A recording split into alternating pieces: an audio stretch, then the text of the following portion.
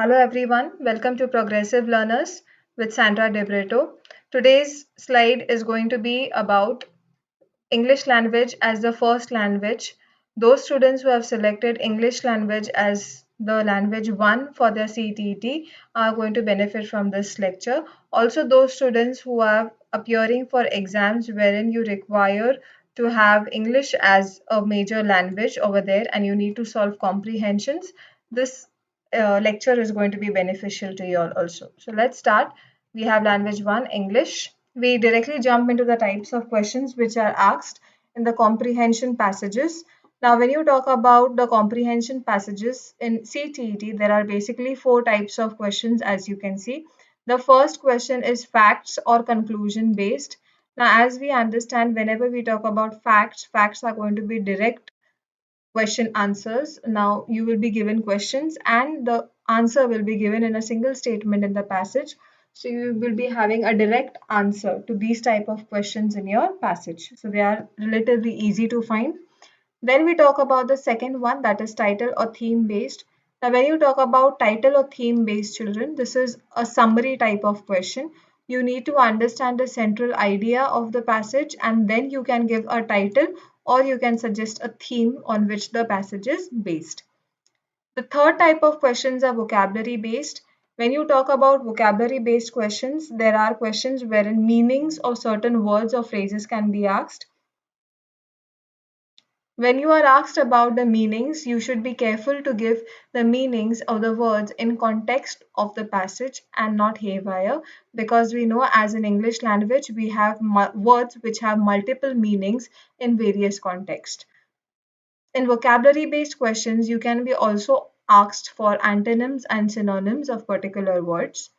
The last type of questions are grammar based. In grammar based questions, you will be asked parts of speech. If the comprehension is prose, it will be parts of speech. If the comprehension is a poem, then you will be asked figures of speech and certain other types of grammar. We'll be looking into that in detail as we solve the examples of passages. Now we'll be seeing certain tips by which you should go through so that solving your comprehension becomes easy. The first tip which I would like to recommend to give you, that is, you read the passage quickly in the first go and get the general idea of the passage. When you get this general idea, it is easy to understand certain words and in what context they are placed over there. After you get the general idea, you have to go second time to the passage and now you read it slowly. For example, if the passage is about technology, then what technology are they speaking about? Have they given any specifications about that technology? For example, if it is about computers, so which computer are they talking about? Have they given the power of the computer? Have they mentioned the inventor? Have they mentioned any particular software about the computer? So as to you get the details of what the passage is giving you.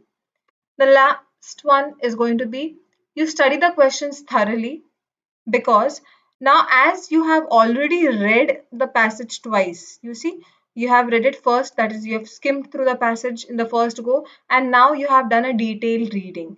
So as you have this passage in your mind, when you go through the questions you will automatically turn to the relevant part of the passage. This is a beauty, children. Once you read the passage two times, questions will be well understood and you will directly go to the proper part wherein the answer is placed. And one more tip that I have included over here is according to the meaning, children, because many people make mistakes over here. So please be careful about it and see that if the meaning is asked, it should be based on the context of the passage. So let's start now. We'll be beginning with the passage. We'll first, as I said, we'll first go through the passage quickly so that we'll skim through the passage. So I give you certain minutes over here. You can just pause the video and skim through the passage. Okay, as you all have finished reading the passage in the first go, now let's take a detailed view of the passage. Passage 1. A newly appointed teacher with good academic record has come to take up English classes of class 7. He is sincere enough and has sound knowledge of the new trends and approach of teaching English language, whether through functional communicative method or the direct method. He tries to follow his professional skills acquired from the handbook or the teacher's manual and advice from linguistics. In the classroom, he uses only English as the medium of his instruction. He advises his learners to guess the meanings. He sincerely tries to improve the standard of teaching by means of interaction. As a man, he is a sociable one, and within a few days, he becomes popular amongst his students. But unfortunately, after a few days, he comes to know from one of his students outside the classroom that they could understand very little of what he taught.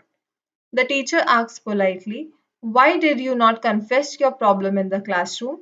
The student replies modestly but hesitatingly, "We could not say anything as you were not speaking our mother tongue and we cannot speak English." So, this is the passage, children. As we see, the central idea of the passage revolves around a particular English teacher who is newly appointed. The teacher's certain properties are mentioned. When you talk about properties, we are talking about his characteristics. He becomes popular, he is a sociable person, then what method he uses for teaching, and all that is mentioned, and from where is his guidance. Okay, he uses only English as a medium of instruction. But then there comes a problem over here wherein the teacher understands that the children are not understanding whatever he is teaching, and that is why he asks them what problem they are facing actually, and then they give the answer of that we cannot say anything because you're not speaking in a mother tongue and you we cannot speak in English. So this is the passage all about. Now let's quickly go to the questions and see what questions are being asked over here. Now when we go to the questions, children, let's see that each question, when we talk about, we understand what the question is talking. First one, the teacher is a sociable one, which means he is options: friendly, gets easily influenced, does not like society, very popular. So let's get back to the passage. When we get back to the passage over here, as you see my cursor, as a man, he is a sociable one, and within few days, he becomes popular amongst his students. So this is the sentence from which this question has been phrased. So if we are talking about a teacher who is a sociable one, obviously we will be going for whether he is very popular or he is whether very friendly. So if they have used a sociable one, it generally is going to mean that they are talking about the friendly nature of the teacher. So the first option over here gets correct. That is the teacher, which means he is friendly. Let's get back to the passage now. Now, again, we look at question number 2. As a result of his teachings, the students were able to understand everything, could understand only a little of what was taught, found everything very interesting and pleasing, got bored and stressed. This is a direct answer over here. We say that here in this sentence outside the classroom that they could understand very little of what he taught. So if I have to highlight the answer over here, children, if you see, they could understand very little of what he taught. So this is a problem over here. So let's get back to the question. So as a result of his teachings, the students were able to understand only a little of what was taught. So this is your answer. So you see, these are actually fact-based questions over here. Okay. Then we move to the next one. The next question, modestly means. Now over here, let's see where is the word modestly. This is a vocabulary based question. Okay, here we see the word modestly. So if I can highlight it for you here. Now if you talk about modestly, the student replies modestly. Let's look at the options there. What options are there for the meanings? Rude, bashful, polite and genuine, ashamed. Now it's very easy to guess the answer over here. If the student is replying, he won't be rude, he won't be bashful, he won't be ashamed either. So that leaves us with only one option, and that is polite and genuine. So we see that we have quickly guessed the meaning of the word, and that is according to the passage. Next, question number 4. If Hindi is our mother tongue, then English is our. Now, this is a general knowledge question. It's not given in your passage. You have to understand what the question is asking. Hindi is your mother tongue. Whatever language is your mother tongue, children, is always going to be your first language. So, if Hindi is your mother tongue, then automatically English is going to become your second language. So, I have not read all the options over here because this is a direct question. If Hindi is your mother tongue, then English is our second language. Let's move on to the next question. His teaching skills are aided by. The options are advice from linguists, teacher's manual, website, both 1 and 2. Let's get back to the passage and just check out that what his teaching skills are influenced by. Let's find out where it is. So we have the passage in front of us, and in the passage, we see that he is sincere enough, has sound knowledge, English language, whether through functional communication. Okay, here we have the word skills. So, professional skills acquired from the handbook or the teacher's manual and advice from linguists. So, we see there are two things over here, handbook or manual and advice from linguist. So, let's get back to our passage question and see which answer should be marked. Advice from linguist, yes. Teacher's manual, yes. There's no mention for any website. And fourth option says both 1 and 2. So obviously if we have 1 and 2, we should go for option 4, that is both 1 and 2.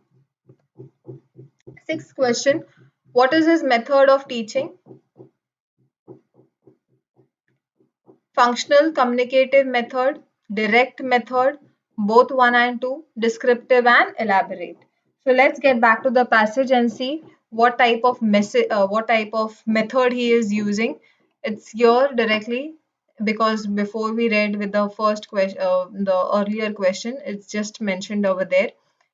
See, method. So it is functional communicative method or the direct method. So let's get back to the question.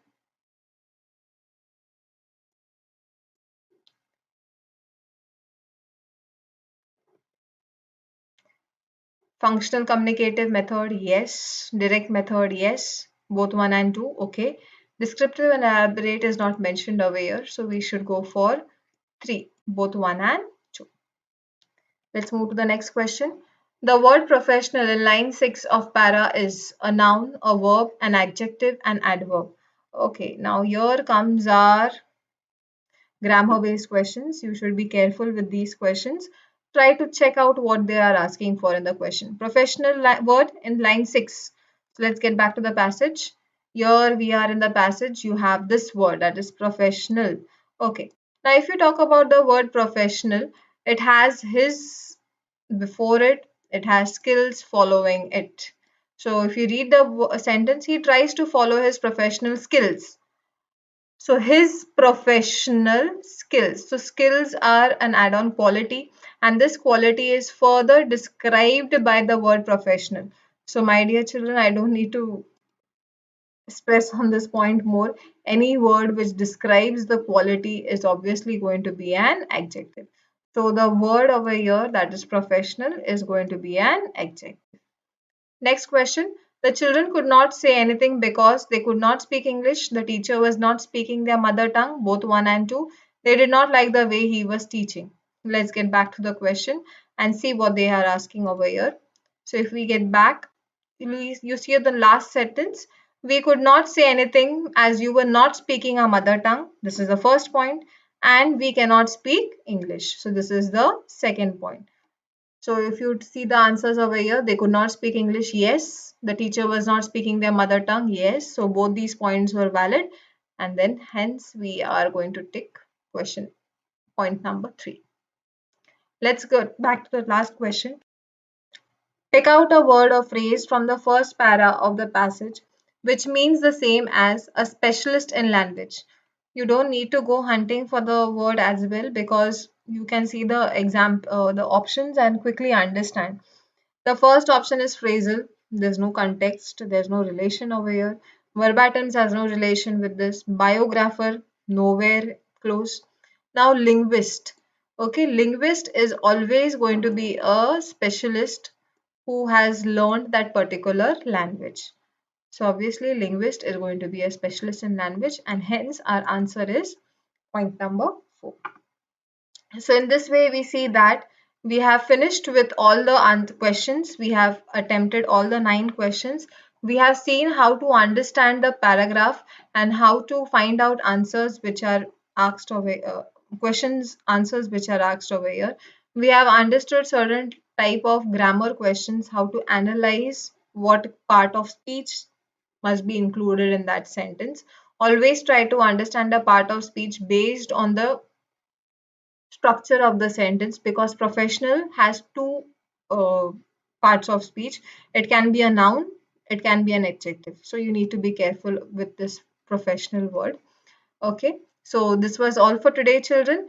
If you all have any suggestions as to which passages I need to include in the English language series, so please let me know in the comment box.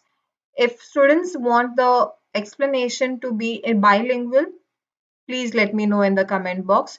Any other comments which can improve your score in CET exams are welcomed. Please let me know your inputs regarding this lecture.